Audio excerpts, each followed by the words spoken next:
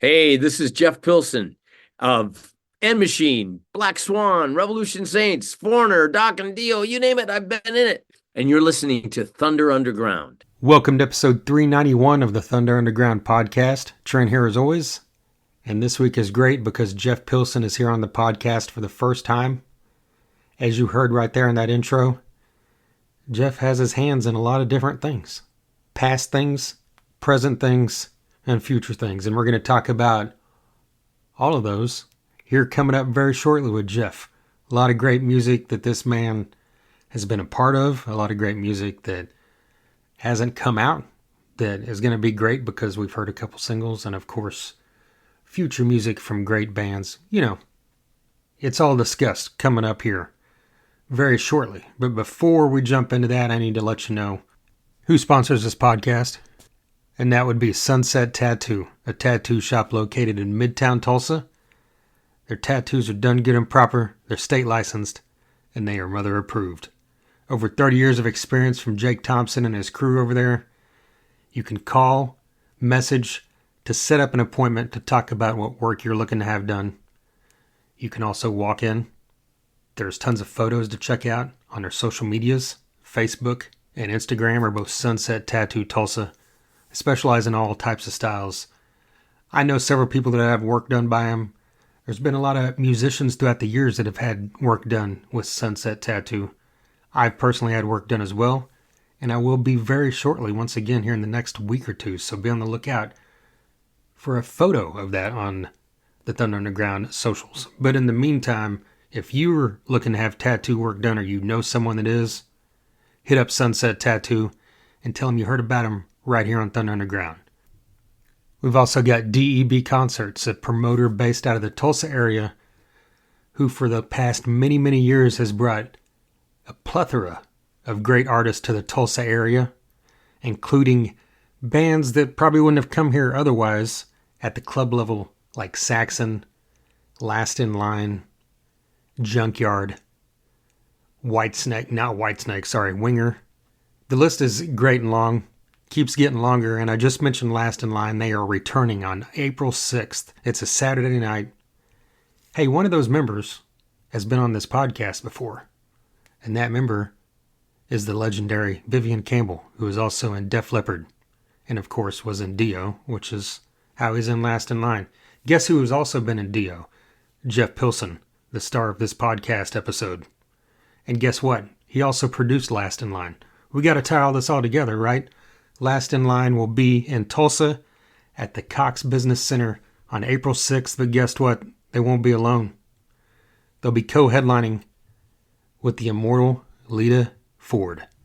Don't want to miss this one, so check it out. Hit up DEB Concerts for more info. Follow them on our socials. Facebook, Instagram, and X are all DEB Concerts. They also book the Roadhouse stage at Rocklahoma every year. There's always great acts on that. They also book regional acts on that stage. So if you are a band that would love to play Rocklahoma, I don't know what the time window is, but it could be running out because they opened the window for this like a month ago. But hit up DEB Concerts on their socials to find out if you can still submit. But either way, Rocklahoma every year. That announcement should be coming in the next month or so. So we'll be talking about all that with DEB Concerts. Doug usually pops on the podcast every year to talk about the Rocklahoma lineup as well. But until then, follow them on their socials and tell them you heard about them right here. All right, before I talked to Jeff Pilson, I want to mention a couple things that have recently happened on this podcast, with this podcast, which would be some interviews that have been recently recorded that I'm pretty happy to announce. Recently, I already announced that the keyboardist and producer, Kevin from the band Mirith, an amazing progressive metal band out of Tunisia, he goes into great detail on writing, orchestration, classical music, Middle Eastern music, all kinds of stuff that ties into their progressive metal. So that's a very interesting episode. I learned a lot personally with that one. I also just recorded one with Keith Wallen. He is the guitarist for Breaking Benjamin. There's a stark contrast in styles right there between those two artists I just mentioned. But that's what we do on this podcast. Throughout the years, we've had everyone from Trevor of the Black Dahlia Murder to Vanilla Ice. So, we don't discriminate on the genres around here. Keith Wallen has solo music out over the past decade. He's got a new one coming out.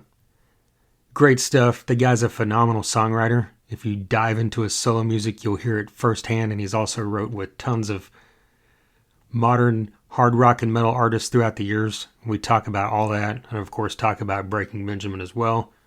That'll be coming soon. And then the quote-unquote headliner of this talk, or the coup de grace, I don't know. Living Color.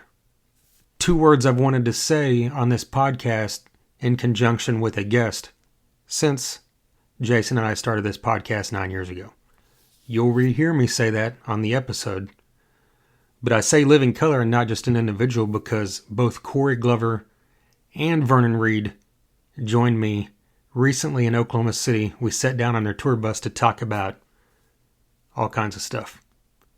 New music, old music, politics, climate change, you name it. It's Vernon Reid and Corey Glover, so it's not just going to be surface BS. It's going to be the real deal. And I'm super excited to get that one out. Can't tell you how cool that was, what an honor that was to be able to talk to not just 2 guys that I've been a big fan of since I was a kid, but 2 guys that are legitimately legends, rock and roll icons at the top of their game at their respective instruments.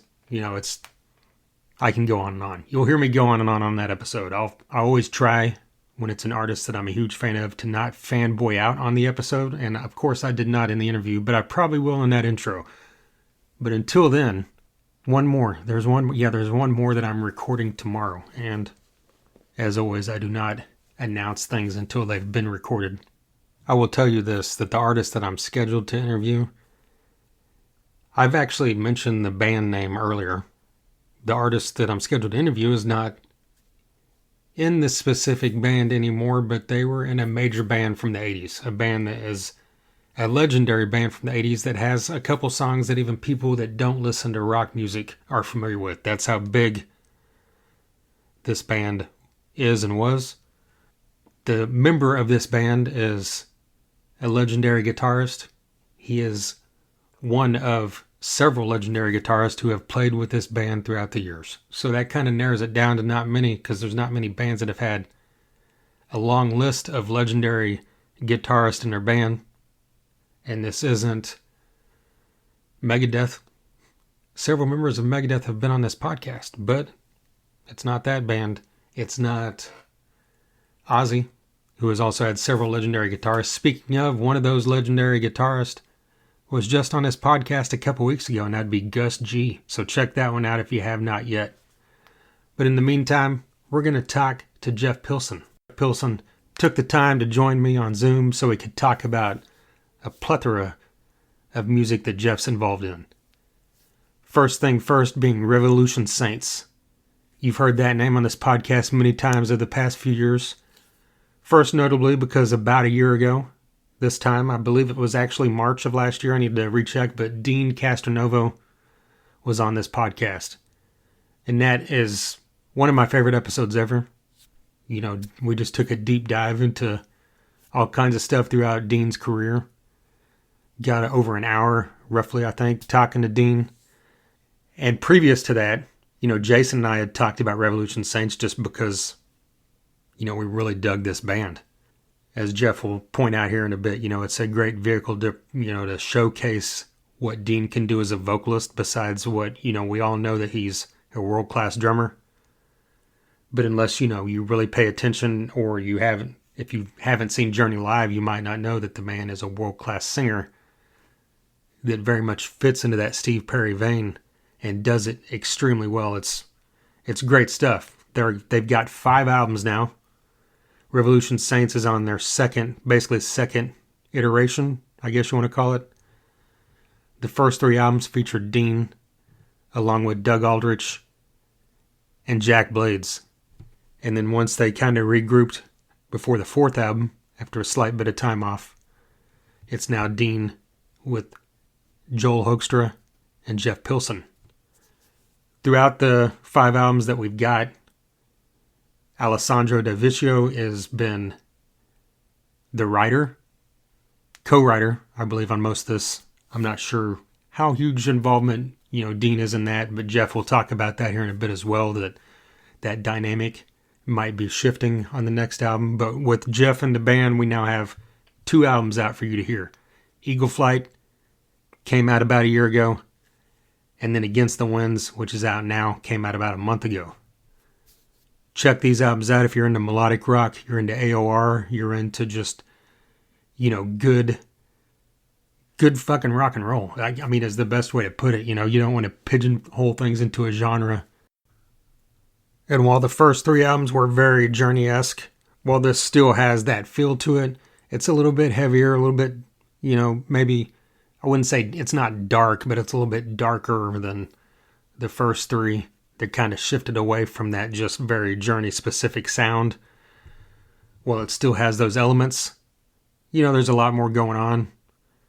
And I'm sure, if Jeff ends up in, being involved in the writing process moving forward, then we should get even more great things from Revolution Saints. This is one of those bands that, was kind of put together by Frontier Records, and so many of the bands that Frontier Records have done that with have just been studio projects. And while that's basically what this has been, with just a few live shows here or there, the hope is that it will turn into something more, because most of these bands don't put out 5 albums, let alone, we've got a 6th one coming here next year probably sometime. So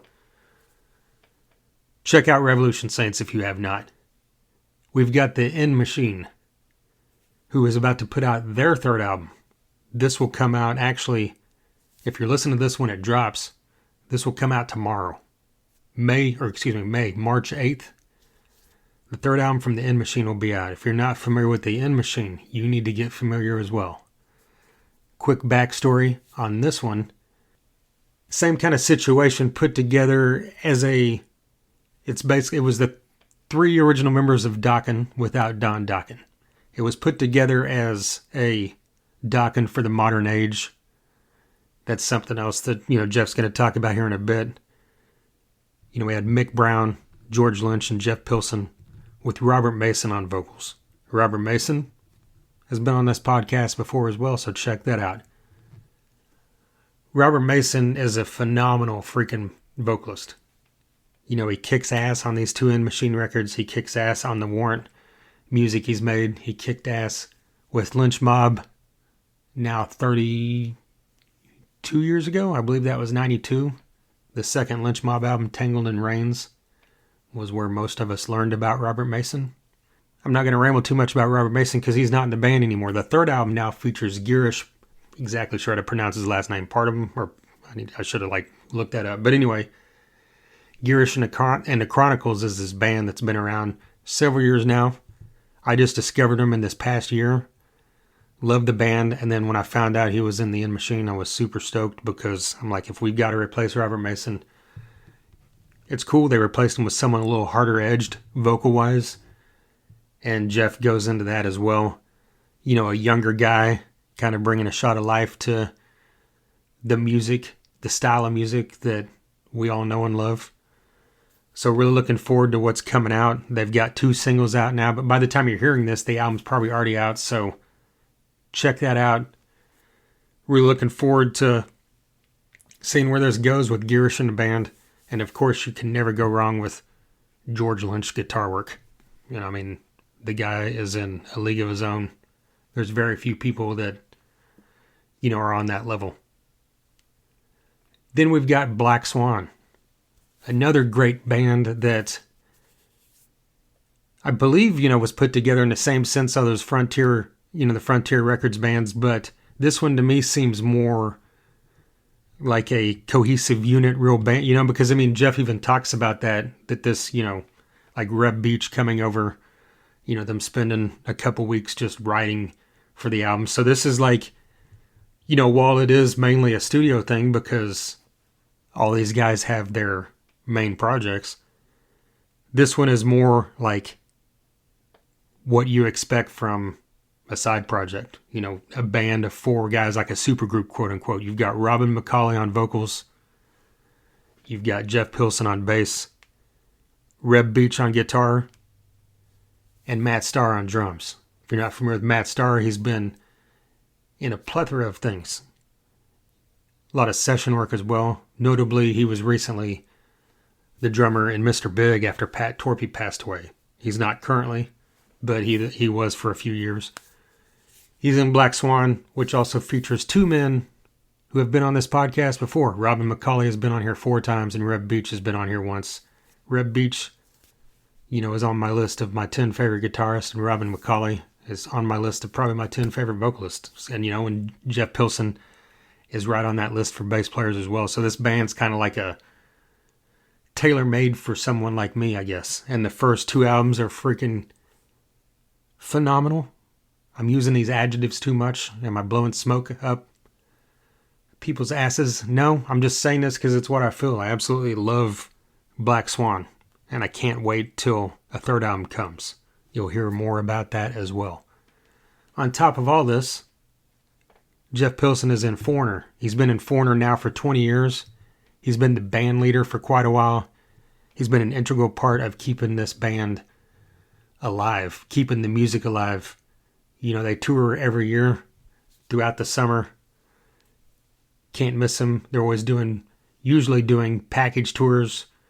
Not always, they do a lot of, casinos, arenas, theaters, that kind of stuff. But this summer they're doing a package tour with Styx and John Waite.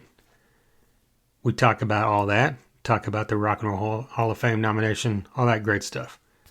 I don't need to spend 10 minutes telling you what we talked about when we can just listen to it, but I just kind of wanted to give you a little background on these specific 3 side projects that, that I'm talking about with Jeff Pilson. If you're listening to this, obviously you know that he's an original core member of Dokken, was there throughout the heyday. And then, of course, as Dokken has continued throughout the years, it's been Don with other musicians who are not named George Lynch, Jeff Pilson, or Mick Brown.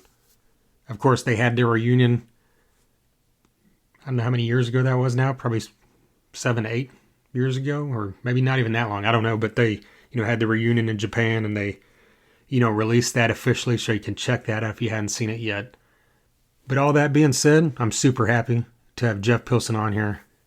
So let's jump into this episode and hear what Jeff has to say.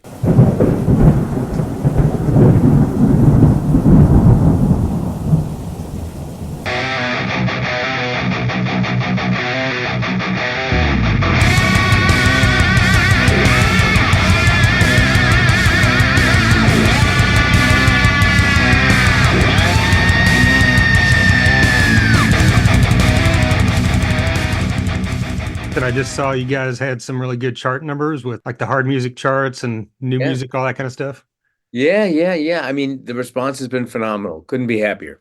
Does that surprise you at this stage in your career to have Billboard chart numbers, or is that something you even think about?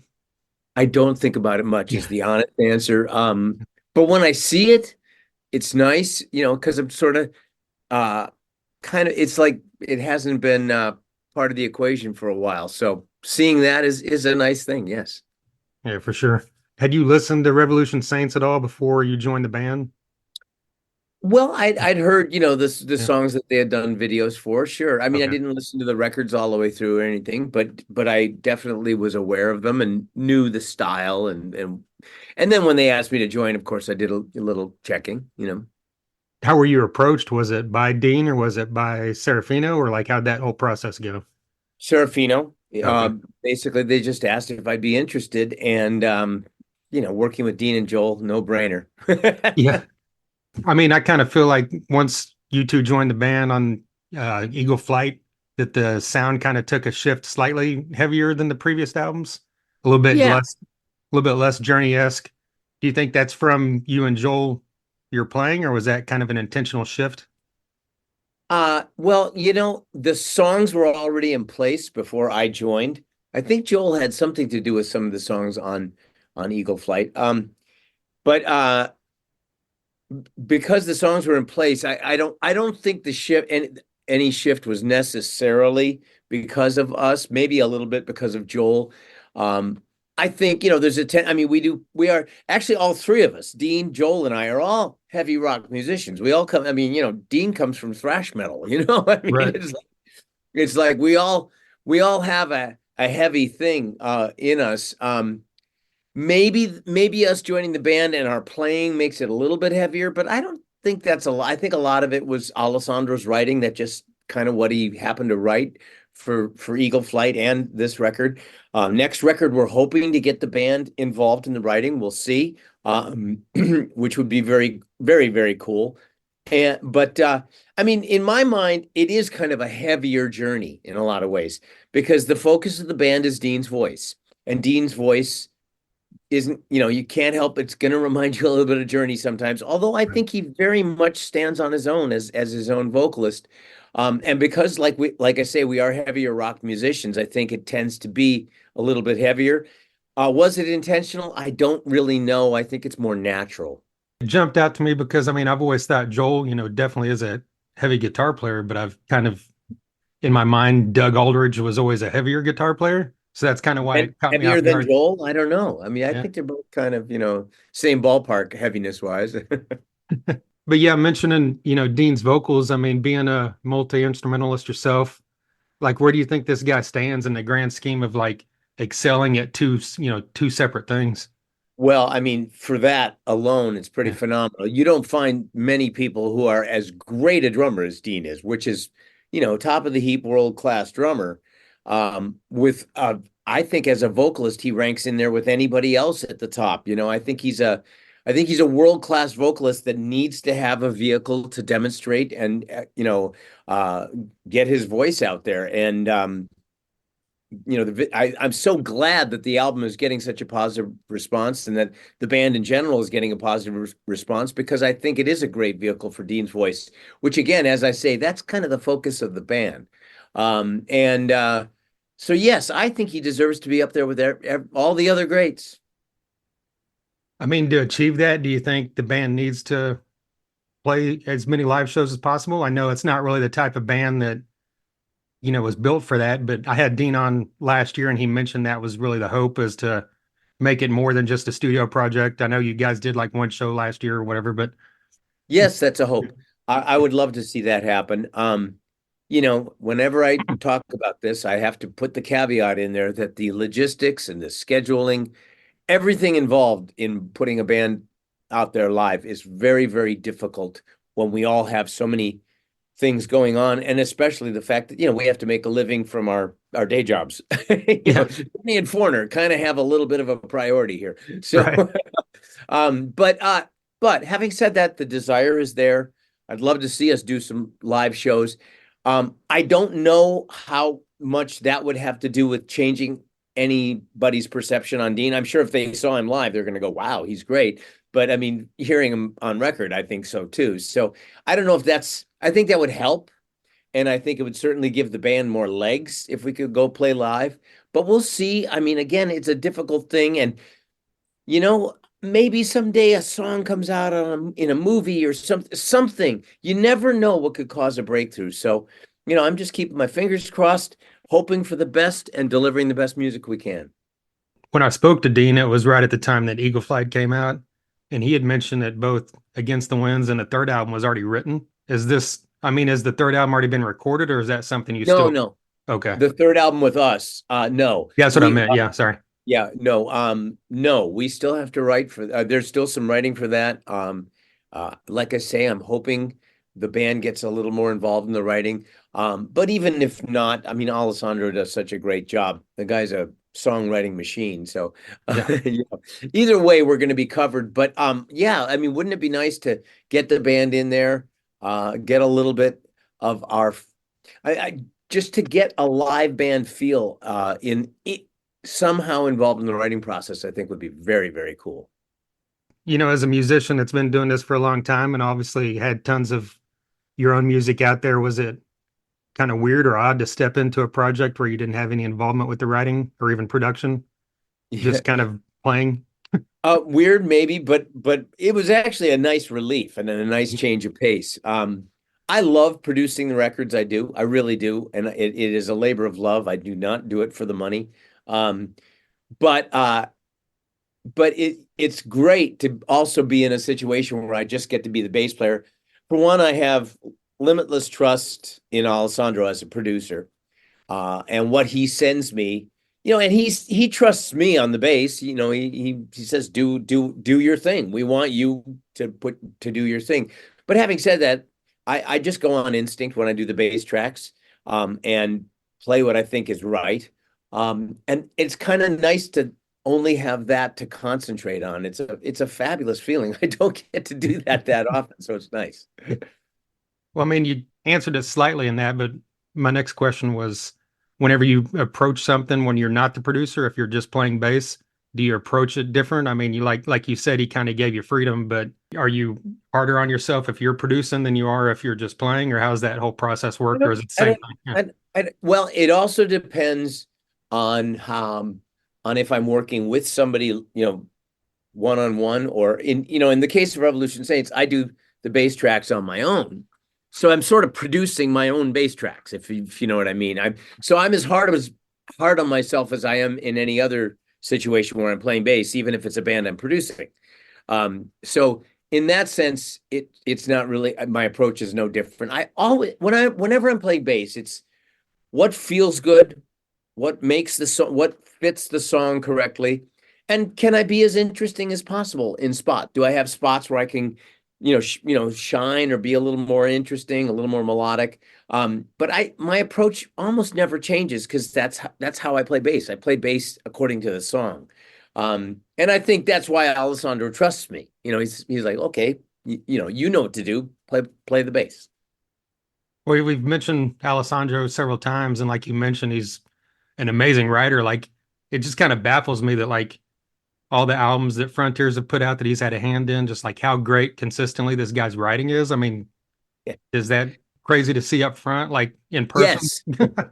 Yeah, I mean, he's a songwriting machine. It's amazing.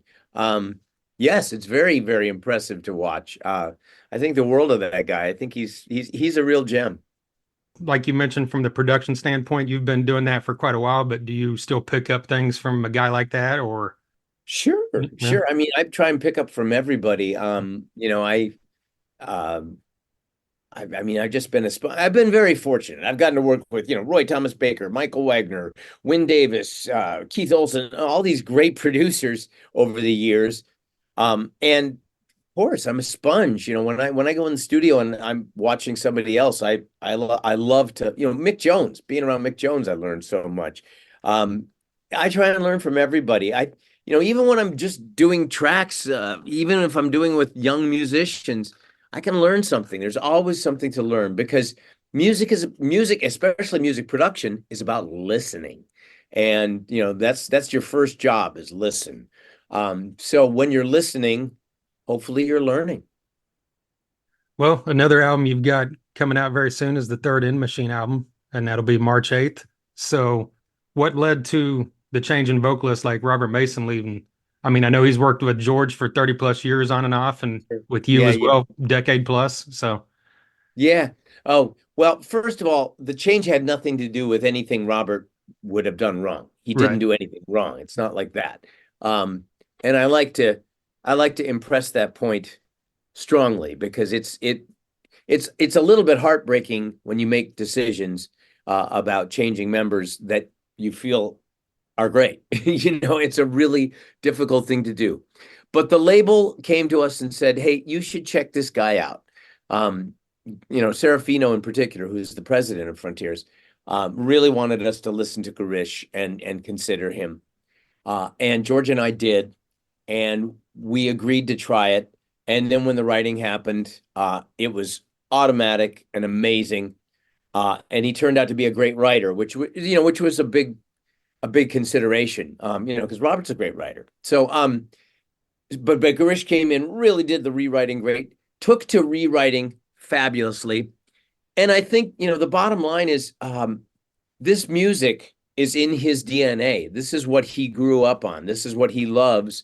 This is what he does naturally. So what George and I do naturally is is a natural thing for him. And so he fell into place naturally. He didn't have to force anything. I think Robert felt like he had to force things, to make it more Dokken-like. And that felt like going backwards for him. And I understand that. I really do. That's a big thing. I mean, and when you're a writer, and if you're an honest writer, you don't want to repeat yourself and be insincere. With Girish, it's natural. It's where he comes from. So for him, it's a great place to fall in. And it just worked out incredibly. And the guy's singing, writing, and attitude are A plus. We lucked out because it's hard to make a change. Yeah. Yeah, it's funny. I just discovered Garrison Chronicles like late last year. And then just Hmm. like all of a sudden, he's in the end machine. I was like, wow. I mean, I'm a big Robert Mason fan, but I'm like, this is, I mean, it works well with the two songs we've heard. Hear the record. The whole record is really strong, and I'm really proud of it, and I'm really excited about it.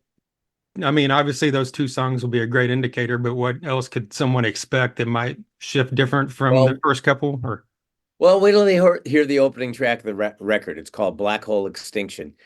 It's a really cool song. It's actually, I know it's George and Garish and my favorite song on the record. It's just such a cool song. I believe they're going to do some kind of a lyric video for it or something. Anyway, you'll see that. That's something to expect. There's a lot of amazing pieces of music on there. Like I say, I think the whole album stands up as a body of work, and I'm just really excited for people to hear it. It's and when people, I've read some of the comments people say about the first two videos, and when I hear people say it's very they'll say like Dokken but new and improved or something like that. I'm not afraid of that. That to me, that's a great thing. That's what we are, and so I think people are gonna really be pleasantly surprised when they hear it. I know the whole project kind of what spawned from the Tooth and Nail project you guys started, right? So it's like obviously it has the doc next to it, and I've got, Yeah, two of the core members, well, three at that time, right? So like yeah. was that always the intention with this band to make it just like, here's what Dokken should sound like this day and age, or was it just kind of what happens when Jeff and George are together? Well, kind of a combination. Yeah. I mean, I think in Serafino's mind, when he, because it was his idea to put this together, Okay. and he wanted, three guys from Dokken with a different singer. So I think he did. I think he did very much want to have a Dokken for the modern age, and yeah, he was somewhat upfront about that, and we didn't have a problem with that. Um, so yeah, I think that was kind of part of the plans. And I think on this record, we really did it in a strong, dynamic, but real and authentic way, which is not easy to achieve. You don't want to redid what you did 30, 40 years ago, but at the same time, if you let what's natural in you, which is what we were doing then, if you let that just come out and take fruit, do what it's going to do, and then put a vocalist on it who really comes from that zone, I think you get a winning combination. And like I say, I'm very excited and proud of the record. Absolutely. Yeah, I'm definitely looking forward to it. I mean, another project you've been a part of recently is Black Swan. Is there any Hmm. chance there's a third album in the work? I mean, in the future on that?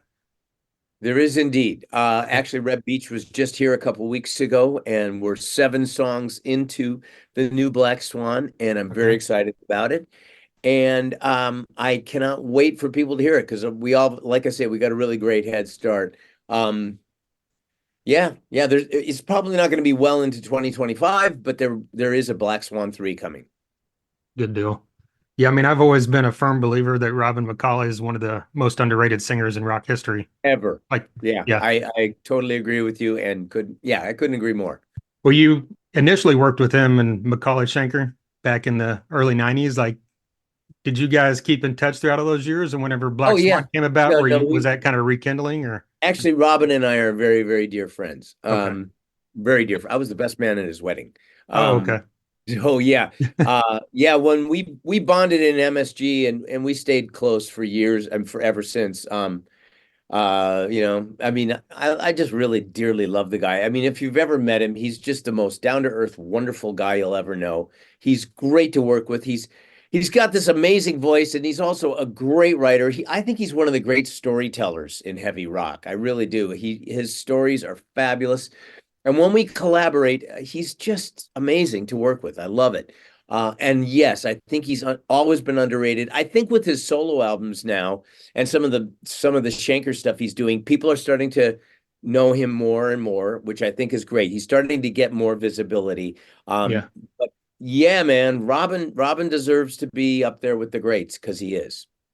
Yeah, I've been doing this podcast about 9 years now, and he's been on 4 times, and he's hands down probably the nicest person I've ever talked to on here. Yeah, just he really is. He's just a great Yeah. guy.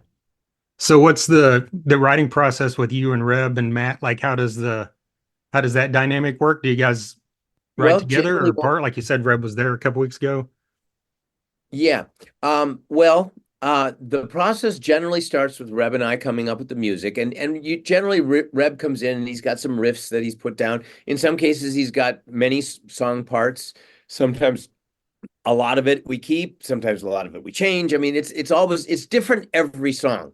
But generally, what we do is he comes in with I was going to say a tape, but a flash drive full of some riffs, and we just go one by one and we listen and we go, okay, let's work on that one today. And then, we just work, and if it's just the riff that's inspiring us, we'll see where it goes. And we naturally have this wonderful chemistry that just comes up with the parts that are needed. And it's just a wonderful process. I mean, I think Reb enjoys it as much as I do. I just love it.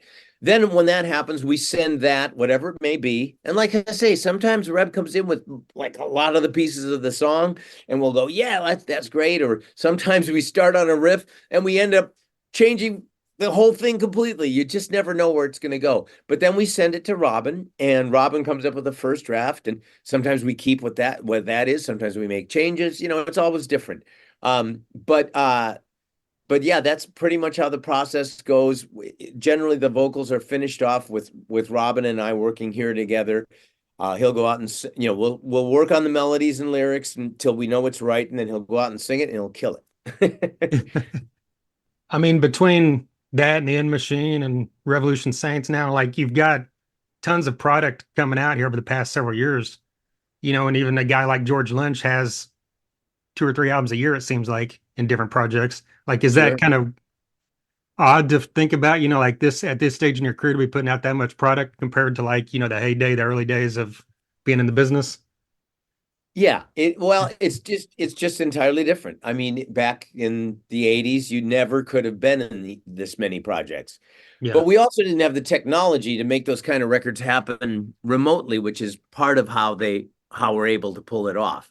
When you're working remotely, you can work kind of on your own schedule, and you can, like, for me, I have to be very careful how I schedule my time because I have so many things going on.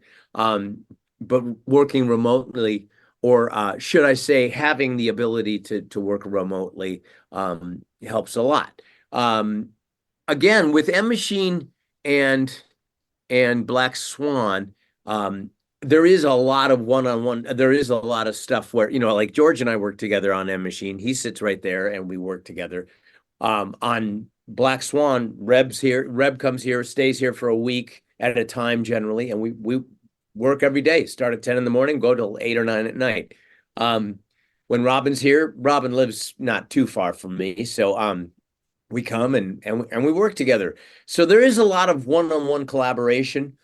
Unfortunately, there's never full band collaboration, which is why it would be so cool if Revolution Saints got to set up in a room and play and see what happens if we start jamming. But when Steve does his drums for M Machine, he's right here. Matt had to do the last record for Black Swan remotely, but and that wasn't my favorite way of doing it, but it worked well. But the first record he was in here, probably this record he'll do them from here, so we'll see. But yes, it's weird because you couldn't have done it in the heyday, but the fact you can do it now, I think, is the bright spot of a very dark turn that the music business has taken. The music business is in an ugly place, but but the bright side is you get all these wonderful musical projects out of it that come up with some fabulous music. You wouldn't have gotten that many years ago. You would have gotten one band at a time. Yeah. So a lot less great music. Um, It's just the bands were able to focus more and spend more time with each band.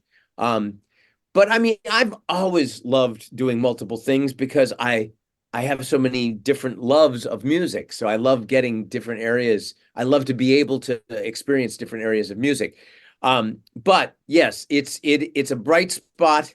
It's a great thing to have, only made possible by the technology.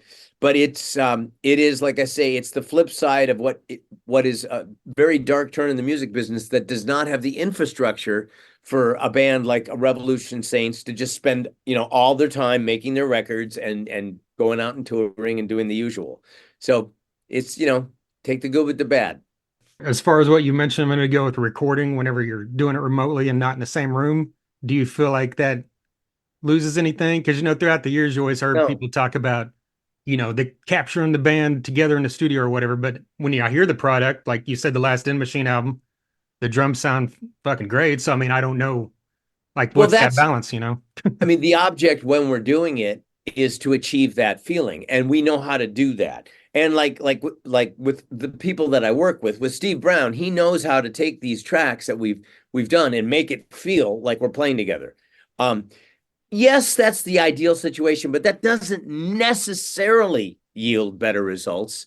It can, and there can be magic. Like when I was the first two Last in Line records, you know, Vinny, Vinny would set up in there with his drums. Vivian would sit here. Vivian and Jimmy or Phil would sit right here and play. And the three of them would play live, and it was incredible. And it really something magical happened out of that. I wish I got to do that more. But having said that, I think working remotely when you have the right people who know how to do it, it can yield really amazing results. And it certainly gives you an advantage for songwriting and working on arrangements and doing all the things that we do. Because by the time I do drums on these records, we know where the songs are going to go. Now we can have the drums feel like they need to make the transitions into each section, and that's a big key to the recording process with these projects. You mentioned Mick Jones earlier, and speaking on Foreigner, like 20 years now for you, was there a point playing live that the songs started to feel like they were your own, or does it still feel like you're playing songs you grew up on, that kind of thing? It it it's funny. I have this wonderful gift in that once I start playing a song, no matter who wrote it, no matter what kind of music it is, even if it's crap, if I'm once I start playing it, I don't judge the music. I'm in the moment of playing.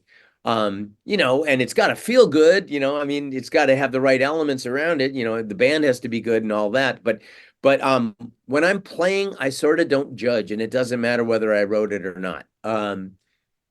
It just doesn't. I mean, it's just all about the playing. So really, from day one, the Foreigner songs have felt very natural to me because they were such a part of my DNA. Um, and they still do in the same way. I think they're great songs. The audiences react so well, and the band is so good that it's a fabulous gig. So when Mick Jones first stepped away, did you have any reservations on what fans or critics might think that the last original guy was gone? Or, Well, I mean, it's obviously proved that it's not a big deal to most people. yeah, yeah. Well, you have to understand it sort of happened in phases. When it first happened in 2011, we didn't have time to even think about it. We just had to instantly kind of self-correct. And I was very proud of the way we did. Mick walked away with very little interruption in the flow of what was going on.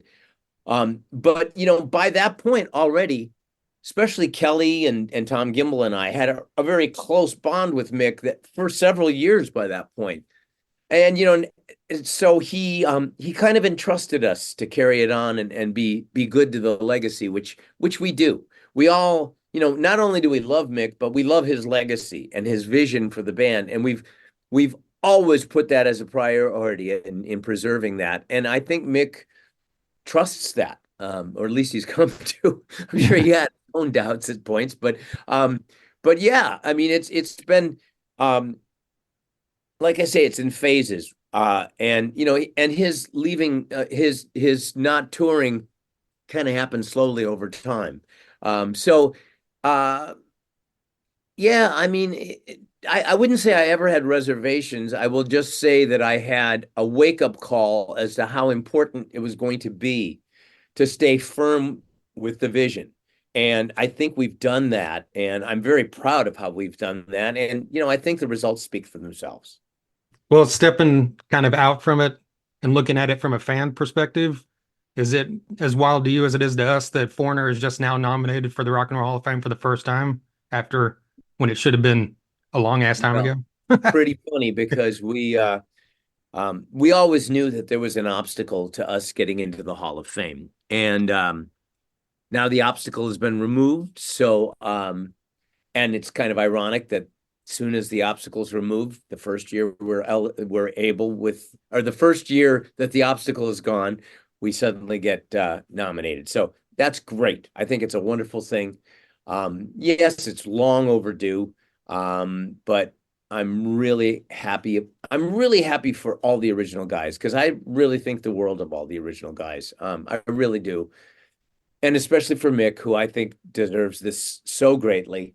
Um, but all of them do. I mean, they're all fabulous people, and even there's a couple of posthumuses in there, and they were both really sweet people that I'm really hopeful that this happens for them because they well deserve it. Well, another band that is long overdue is Styx, and you guys are touring with them this summer with John Waite as well. We Like, are indeed. do you love big package tours like this? I mean, obviously it Sure brings in do. bigger Yeah, crowds, of but course. I mean, God, yeah, I'm really excited. I mean, we love the Styx guys. They're an amazing band. They're just an incredible band live. And I'm really excited about John Waite because I love his voice. I love a lot of his songs. I'm not familiar with every single album, but I mean, I love his voice and I love his work. So, I think this is going to be a really cool tour.